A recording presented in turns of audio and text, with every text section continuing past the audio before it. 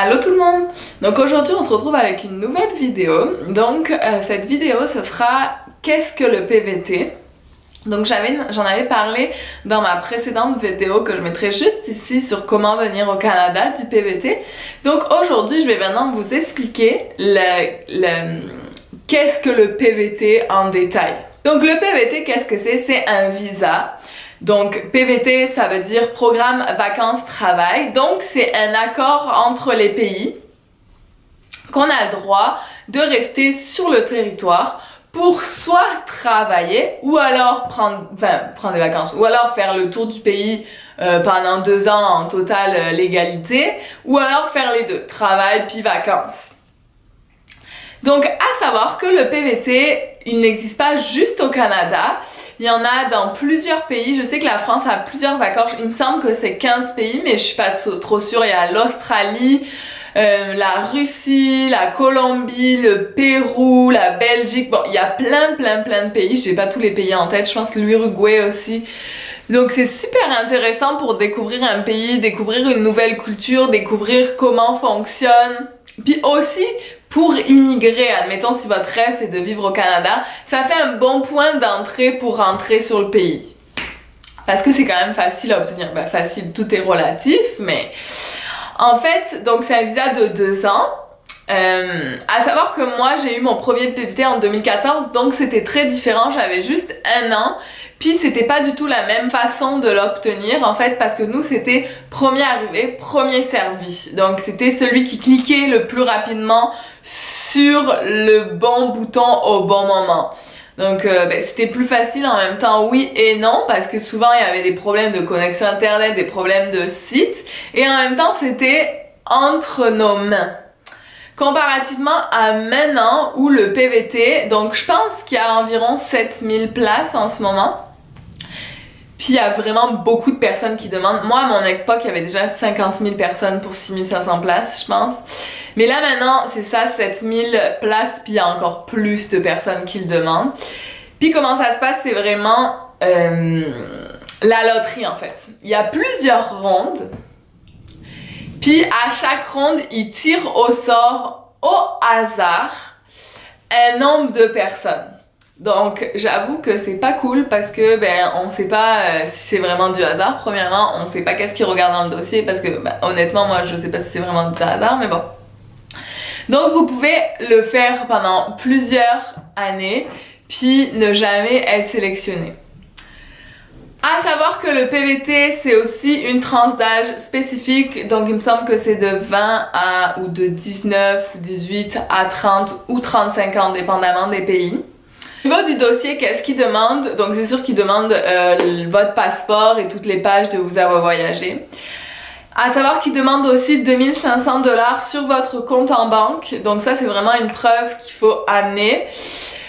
Qu'est-ce qu'il demande d'autre? Un CV, une lettre de motivation de pourquoi vous venir, de ce que je me rappelle, pourquoi vous voulez venir au Canada. Il demande aussi une assurance, puis très important parce que si votre assurance vous ne l'avez pas soumise pendant 2 ans, donc si vous l'avez pas toute payée d'un coup pour 2 ans, ici à l'entrée, à la frontière, ils ne vous valideront jamais votre visa pour 2 ans. Donc ils vont juste vous valider la durée de votre assurance. Admettons que vous avez souscrit l'assurance juste pour 6 mois, votre PVT va être validé pour 6 mois. Donc ça c'est super important.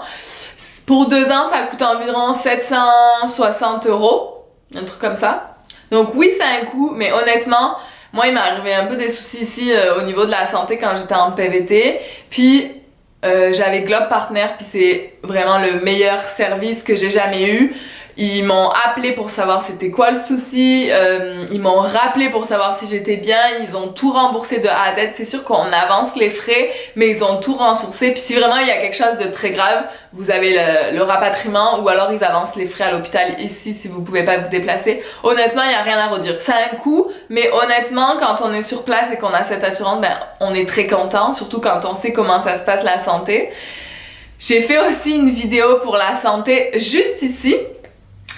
Donc si ça vous intéresse d'aller voir.